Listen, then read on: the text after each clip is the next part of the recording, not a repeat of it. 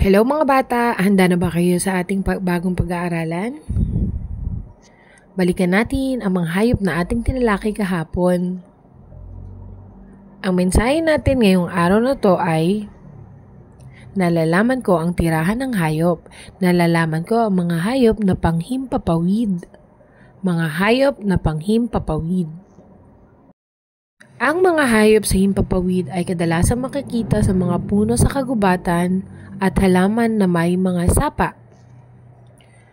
Kung minsan naman sila ay nasa kapatagan ng lupa at nasa mabababang halaman o nasa langit at lumilipad. Balikan natin, natatandaan niyo pa ba ito? Ibon, uwak, agila, paniki, parot, kalapati, bubuyog, paru-paro, at tutubi. Narito ang mga tirahan ng hayop na panghimpapawid. Isa-isahin muli mga bata. Mahusay. Ngayon, oras na para sa gawain, gupitin at idikit sa tamang tirahan ang mga hayop.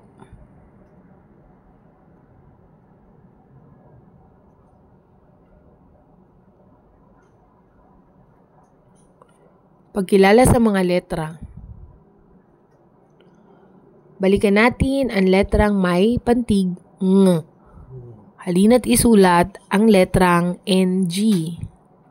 Kayang-kaya nito mga bata, makinig sa inyong mga guro. Ngayon, oras na para sa gawain. Bakatin ang malaki at maliit na mga pantig na ito.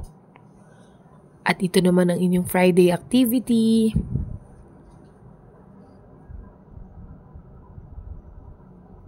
Pagkilala sa mga bilang. Ngayon linggong to, pinag-aralan natin ang bilang 15 o 15. Sa tulong ng inyong mga guro, makinig at ituturo ang tamang paraan ng pagsulat ng 15 o 15. Ngayon, oras na para sa gawain. Bakatin ang bilang 15 o 15. Ito naman ang inyong Friday activity mga bata.